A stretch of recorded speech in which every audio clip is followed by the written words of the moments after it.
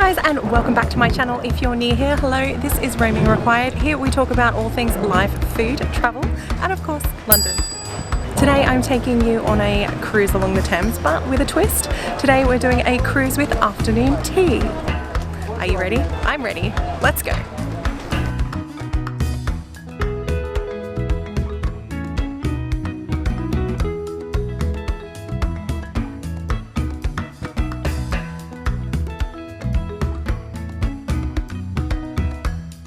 So we've just come on board with the City Cruises afternoon tea, and we've been sat down. So how they're doing it with social distancing is that your table is allocated prior to your boarding. So everybody has like loads of space between the tables, so it's really comfortable. You don't need to wear a mask on board while you sit at your table because there's enough social distancing between you and other guests, and all of the staff are currently wearing face coverings, which is excellent. So afternoon tea has to be one of those quintessentially English things to do, something you definitely want to do when you're in London.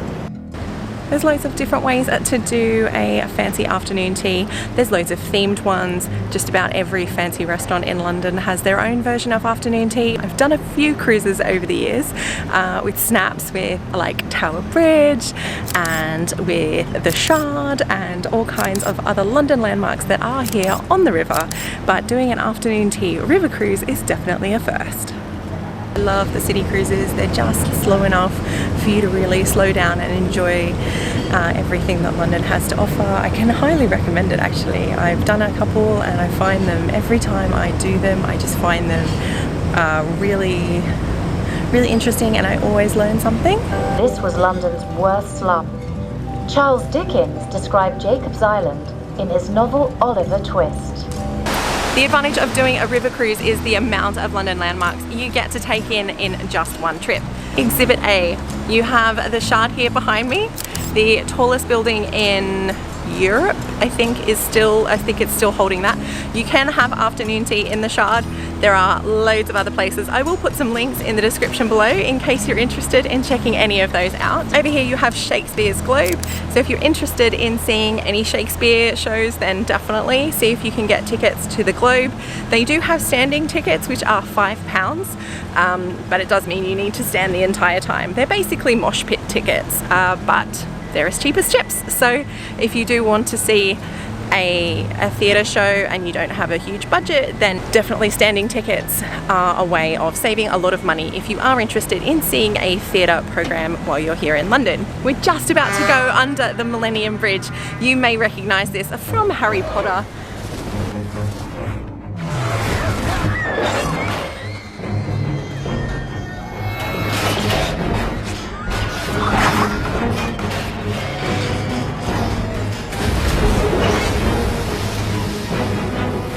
So that was the Millenium Bridge, and then obviously just behind, at the end of the Millenium Bridge, just here behind me, you have the stunning St Paul's Cathedral.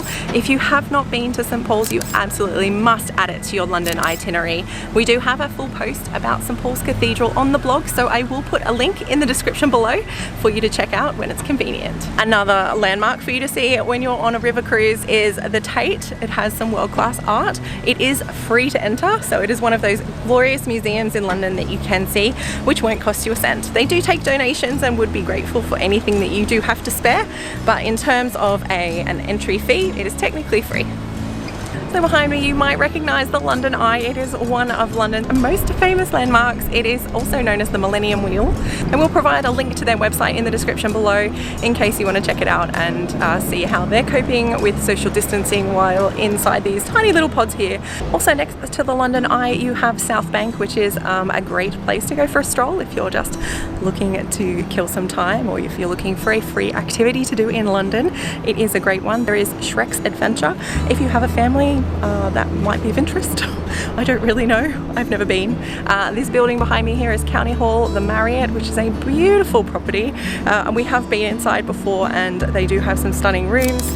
They have a suite with spectacular views of the Palace of Westminster and Big Ben and the Elizabeth Tower over on the back here. So the County Marriott is a great place if you're looking for a central luxury hotel in London on the south side. Then I will put a link for that also in the description below. Behind me is the Tower of London. If you don't have it on your London itinerary, you must add it. The Tower of London is a former fortress, palace. It is the final resting place of a couple of English queens, including Lady Grey and Anne Boleyn.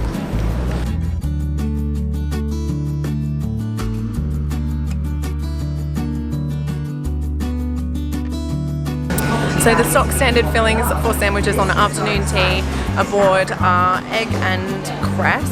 There's ham and cheese. A ploughman's sandwich, which is very, very English. It has like some sort of chutney and cheddar cheese and like a salad. It's basically a salad cheese sandwich with some sort of chutney on it. I've got my eye firmly on the scones with the classic Rodders clotted cream and jam.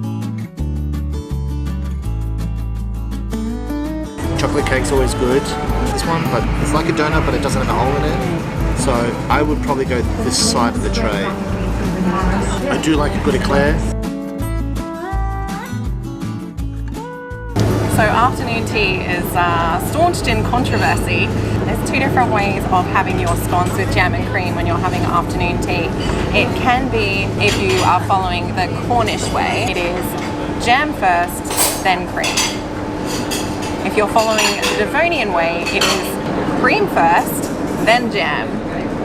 If you're neither Devonian nor Cornish, then just do whatever you like, or maybe one of each. Yeah, amazing. Before, during and after your afternoon tea experience, you are allowed to come upstairs to the open deck area. There are social distancing measures in place, which means that only every second row is occupied, which makes a little bit more distance between you and other people. It's a great way to spot some landmarks and also enjoy the sunshine if you are lucky enough to have it sunny on the day of your cruise.